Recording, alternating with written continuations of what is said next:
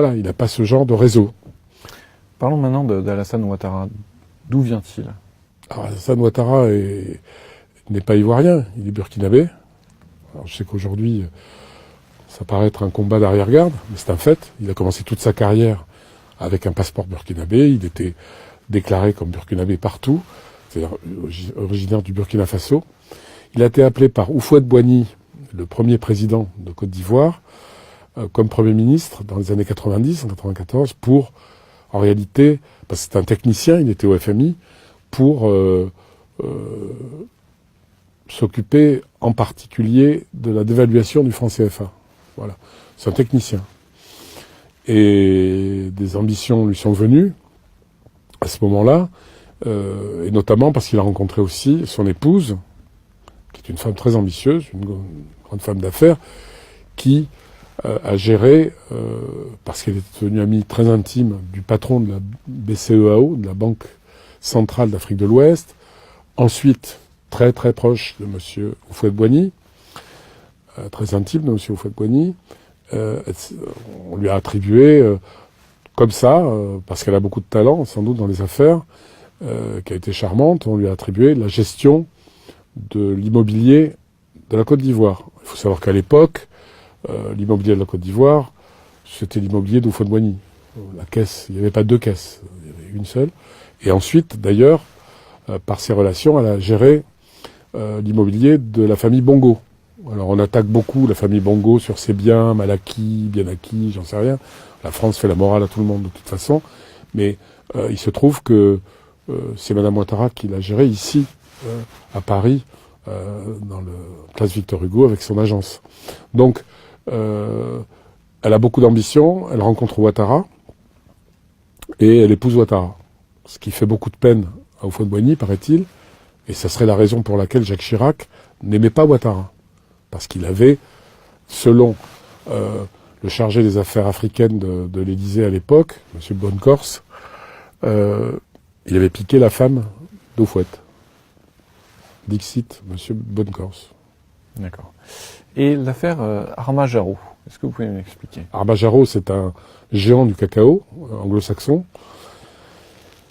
qui fait un travail formidable puisqu'ils ont beaucoup d'intérêt dans le cacao dans le monde entier, et notamment en Côte d'Ivoire, puisque la Côte d'Ivoire est le premier producteur mondial de cacao, et que le cacao, c'est mieux que le pétrole, puisqu'il n'y a jamais assez de cacao, puisque tous les pays émergents, tous les pays qui sont devenus des pays de grande consommation, notamment aujourd'hui la Chine, mais beaucoup de pays s'intéressent au cacao, il n'y a pas assez de cacao dans le monde. Donc on est sûr de vendre toute sa production.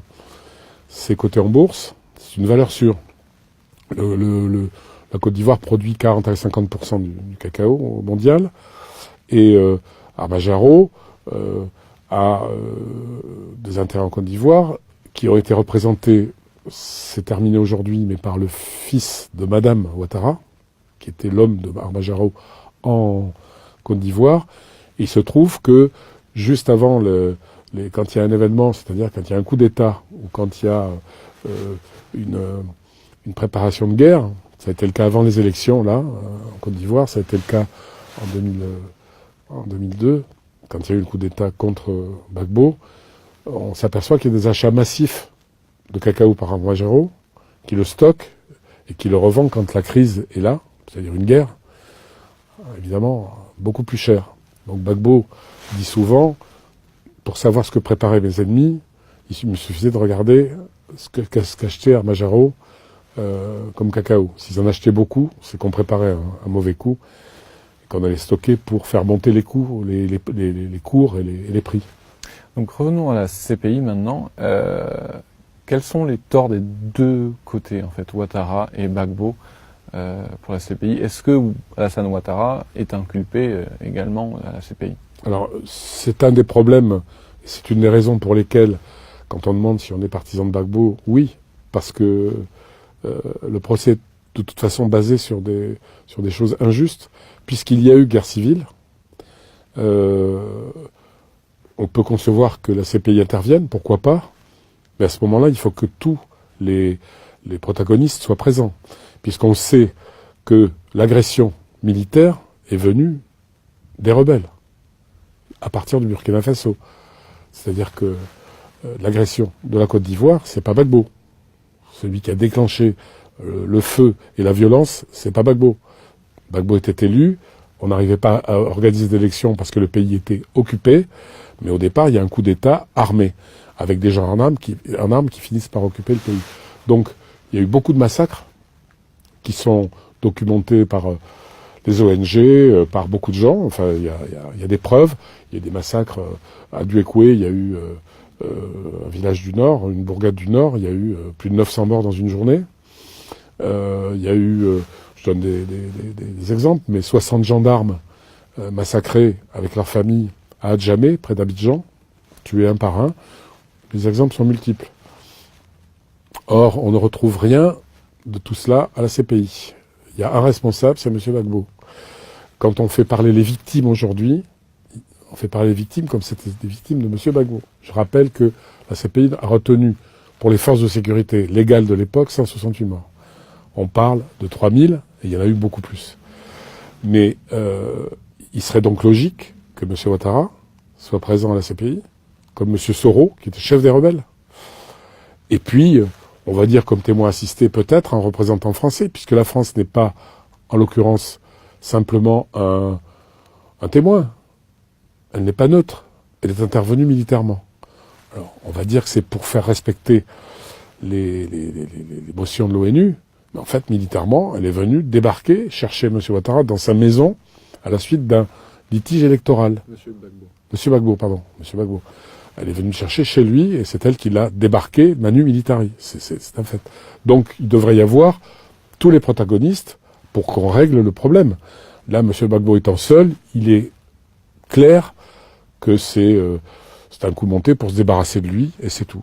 Donc la Cour pénale internationale est une justice uniquement pour les vainqueurs en Afrique ou dans les Balkans?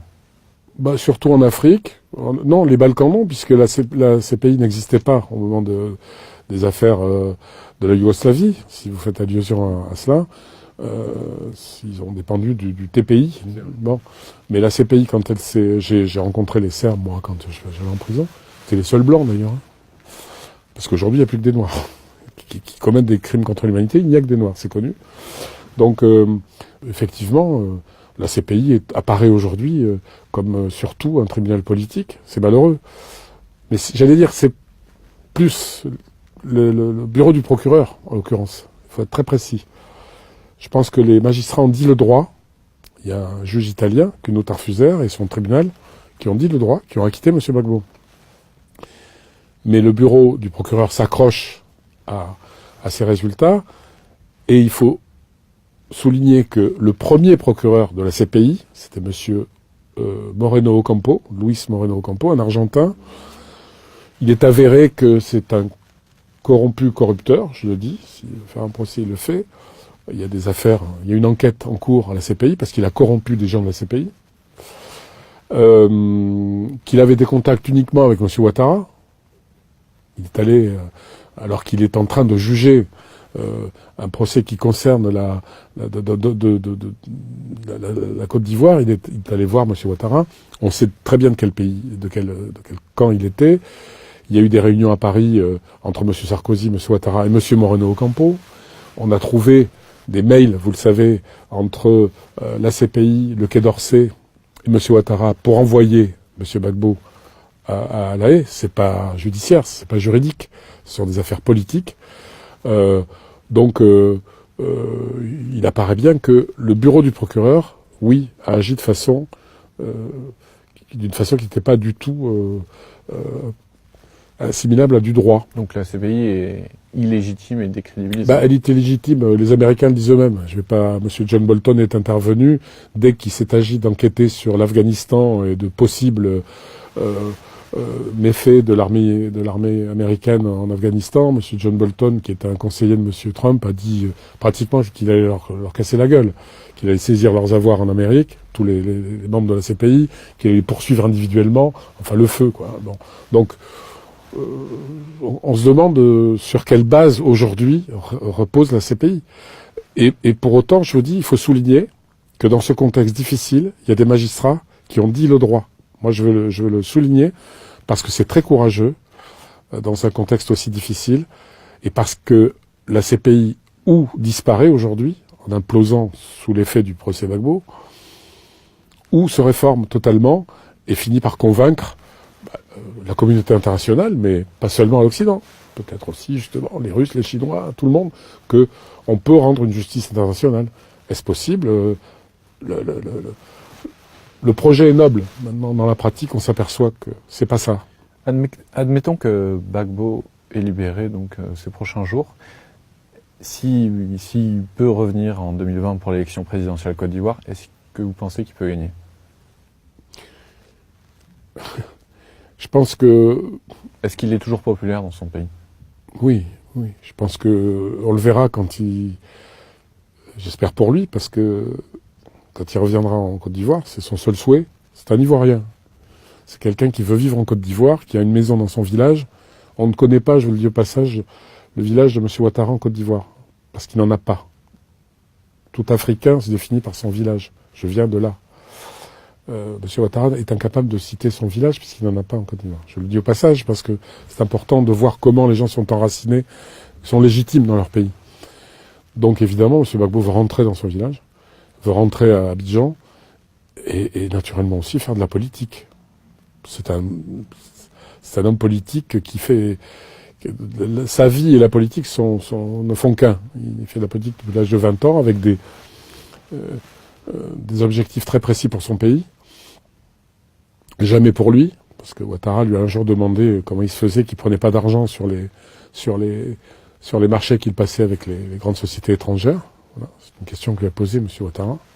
Et Gbagbo lui a répondu, je fais de la politique, pas des affaires.